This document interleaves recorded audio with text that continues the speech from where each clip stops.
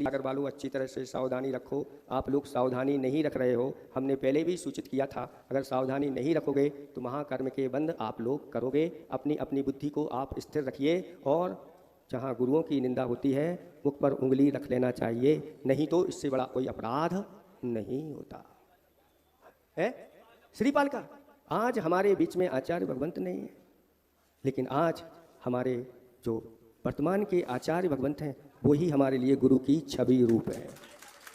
और ऐसे आचार्य भगवंत को पूरे संघ ने आचार्य पद दिया है, सुन रहे हैं, और पूरी समाज ने मिलकर के दिया है, सब ने मिलकर के, सारा विश्व इसका साक्षी है।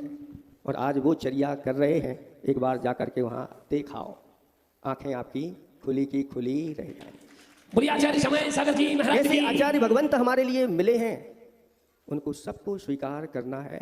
उनके प्रति अगर आप किसी प्रकार की बात करते हैं तो आप और भी माने जाएंगे। सुन रहे हैं, बड़े अपराधी हैं और उस अपराध को आपको स्वीकार करना पड़ेगा। ऐसे हमारे लिए दुर्लभ चीजें मिली हैं, इनको हम समझ नहीं पा रहे हैं। जिस दिन समझ आएगी आपकी बुद्धि ठिकाने आ जाएगी। इनको लेकर के हम कैसे कैसे कर्म बांध लेते हैं हमें पता नहीं। ज्ञान का अतिरेक यही कहलाता है। इसको आपको अच्छी तरह से समझना है। आप अपनी बुद्धि को अपने ठिकाने पर लाइए, नहीं लाओगे तो फिर आगे जाके इसके फल अच्छे नहीं मिलेंगे। इस प्रकार की कोई बात नहीं करिए जहां समाज में विघटन हो जाए। इस प्रकार की आप कोई बात नहीं करिए जहां हमारे साधु संघ में विघटन हो जाए। इस प्रकार की बातों से बचिए, नहीं तो इस प्रकार के बहुत बड़े अपराध कहलाते हैं। ये सजा कर्म उनको इस प्रकार की देंगे कि फिर वह कहीं भी उनको धोने में मुश्किल हो जाए। अपनी निंदा कर आलोचना के बाद भी ऐसे कर्म बन जाते हैं। इसलिए अपने वचनों पर आप लोग लगाम लगाइए, नहीं तो कर्म उनको छोड़ने वाला नहीं। इसलिए हे बात्माओं, अच्छी तरह से सम्यक ज्ञान की आराधना करो। सम्यक ज्ञानी वही कहलाता है जो अच्छी तरह से अपने गुरुओं के सामने हाथ जोड़ करके बोलता है।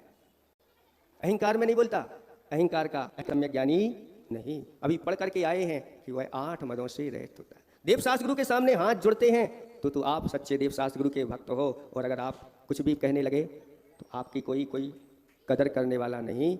और इस प्रकार से आप सावधानी रखिए, क्योंकि बातें इधर उधर की फिर आने लगी हैं। इस प्रकार की बातें अच्छी नहीं। आप सावधान हो जाइए और सावधानी के साथ आप आगे बढ़िए। इन्हीं भावना के साथ अहिंसा परमो धर्म की। बोलो परम पूज्य